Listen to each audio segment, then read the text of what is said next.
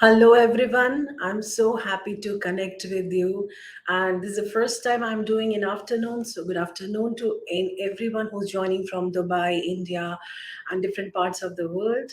Good morning, good evening, like different time zones we do have. Today, I want to talk to you about mental freedom for well being. So, write in comments from which part of the world you're joining from. How do you feel about this topic? What do you know about this topic? And what do you want to learn from this session? So, please write in comments. Mental freedom is the most important thing when it comes to any kind of freedom, because if we are free here, then we can achieve anything and everything we want in our life. So, what is the most important thing in get the mental freedom? First, let's understand that our mind and body are so deeply intertwined with each other, connected with each other, that it's not possible to separate them.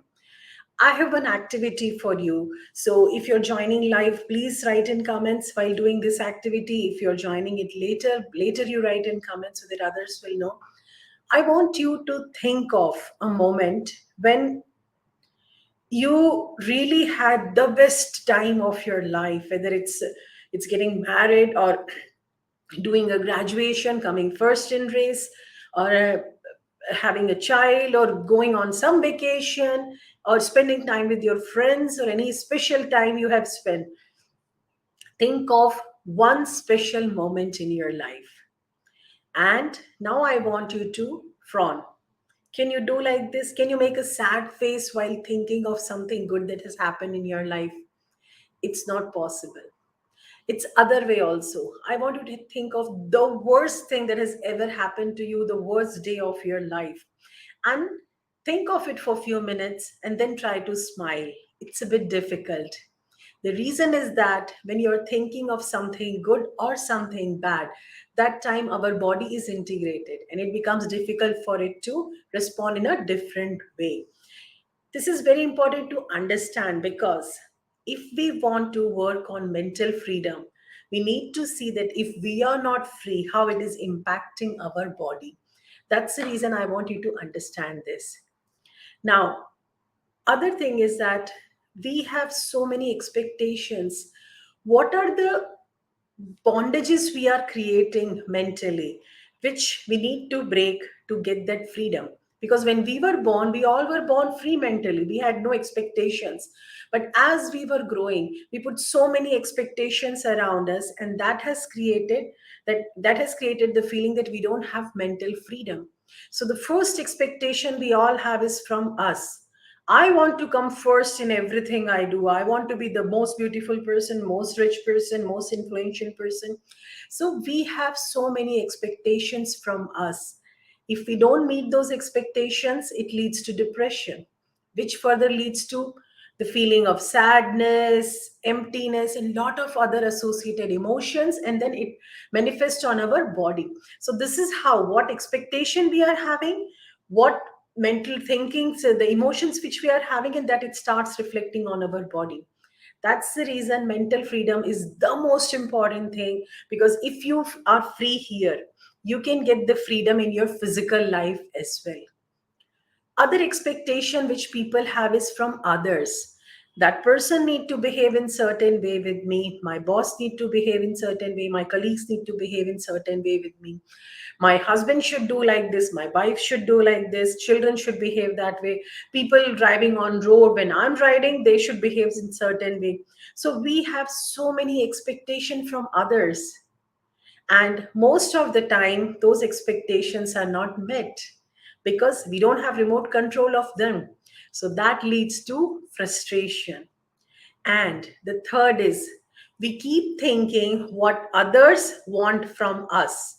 And if we are not able to do that, then we start feeling guilt. So, expectation overall, whether we are expecting from ourselves, we are expecting from others, or what we are thinking others are expecting from us, all three of them lead to different emotions, which leads to different problems in our life. So let's see that how we can break these things. Now, since this is a I there is a minimum like communication between those who are watching and me. So that's the reason I'm keeping it very concise. And it's a working day as well. It's very short I'm keeping, but of course, anytime we can have a very long discussion in detail that what are the steps to do that. I just want you to give an essence of it that what the mental freedom is all about and how you can do. The first and the most important freedom, the first step is for the mental freedom is freedom to make mistakes. Give yourself freedom to make mistake. I wish you could write in comments if you have joined watching live that do you give yourself freedom to make mistakes? Are you okay when you make mistake and just go back and update it using edit button? I remember there is a joke like my husband always tells it whenever I write something, there is some or the other either spelling mistake or grammatical mistake or the sentence is complex or sentence is not making sense. So when I read it first time, it makes sense for me. And when I post it, and then when he reads, he said, this is wrong, that is wrong. So I always say, people have created edit button for people like me because I love to make mistakes. I just love because from each mistake I learned something and I grow. So do you give yourself to experiment, explore, experience life and make mistakes? This is the only way to grow. I remember I was working with one of the managers, and that person was extremely intolerant to any kind of mistake, even the smallest spelling mistake or any data mistake or any kind of mistake. And that was the time the whole team was going through a lot of stress, shoulder pain, the headache, lot of other things were manifesting in our body. So this leads, if you don't give yourself freedom to make mistake and your team, your root cause is this behavior only, which is creating stress within the team. Give space to make mistake if you really want mental freedom, because once you give yourself space to make mistakes means you're giving yourself space to grow, do new things and go beyond boundaries. Another freedom which you can give to yourself is accept yourself as you are. Now, I don't want you to write in comments for this. I just want you to reflect for a moment that do you really accept yourself as you are? Because most of the time we do not like some or the other thing about us, either our height or our education or our upbringing. We blame our parents, we blame, sometimes we say that I wish my nose is like this, my face is like that, my height is like that, my complexion is like that, my hair is like that. So we have so many things are there for which we don't accept ourselves. Do you accept yourself as you are? This is second most important in mental freedom. Why? Because if we do not accept ourselves as we are, this means we are always comparing ourselves with somebody who is ideal for you, who's the perfect for you, and you're always trying to be someone else, and you're never going to be, because you can be best version of yourself, but you cannot be even any kind of version. Forget about best, the worst version of anybody else. You are you. So the earlier, the faster, and the easier you accept yourself the way you are, life becomes much easier. And that's the second most important step in giving mental freedom to yourself. There was a time when I used to think that okay, my weight is more and I'm not like, I should not be wearing certain kind of dresses because I won't look good in that. And eventually I realized actually I look good in everything, whatever I wear. My mom used to say that any color, any dress looks good on you as long as you know how to carry it. So it doesn't matter how you look, what is your education and all. As long as you accept yourself, you are mentally free because you're not trying to be somebody else. And this is the second most important step in mental freedom. The third most important step, and I really want to share this story with you. Allow yourself not to come first all the time. Many years ago, I think almost 10 years, 10 or 11 years ago, I met one lady and her daughter was around 7 or 8 year old. She was in grade 4. So we happened to talk, and then she was saying that I have to complete my project. I have to go home and help her to do the project, because last time she came second in her class, and I can't tolerate that. She has to be first in everything she does. Think about it. Is it possible? We cannot be the best at everything, every single thing in this world. There will be somebody in some subject, in some area, who will be better than us. And that's perfectly fine. This is how this life is designed. We cannot, there are 1 million things are there in this world, and we cannot be master of everything. So focus on your strength. You don't have to strive to be the best at everything.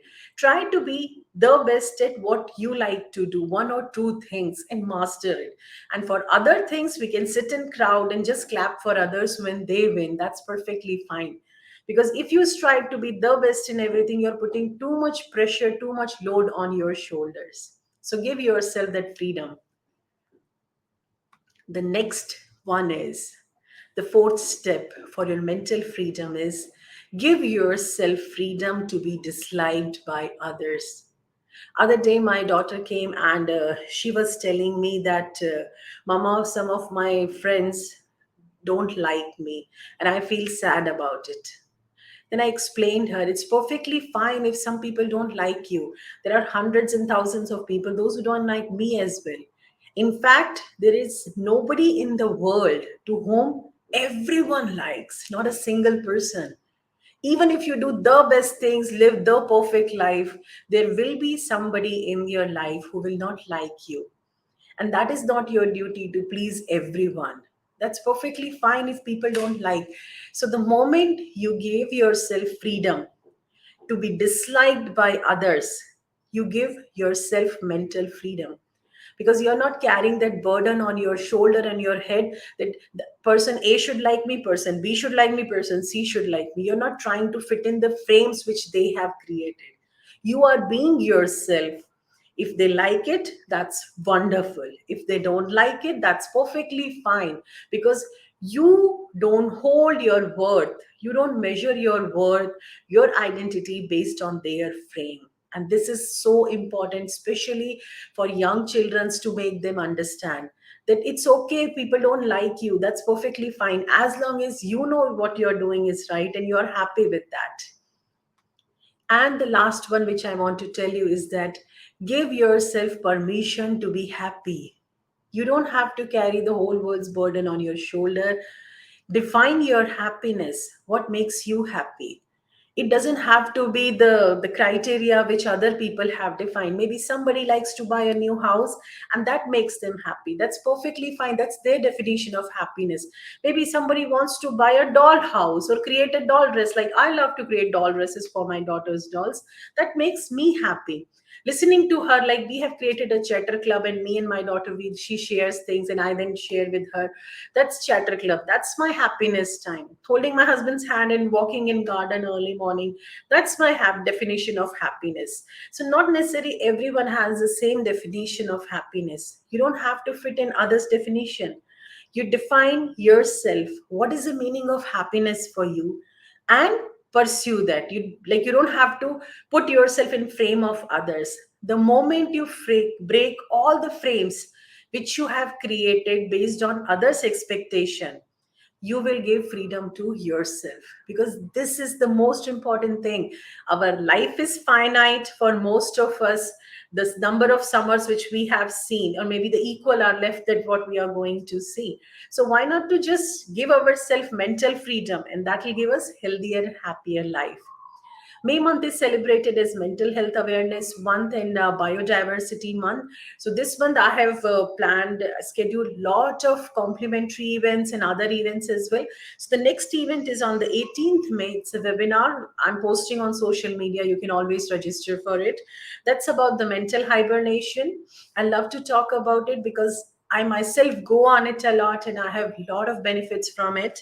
22nd May is another webinar that is about the diversity related stress and anxiety.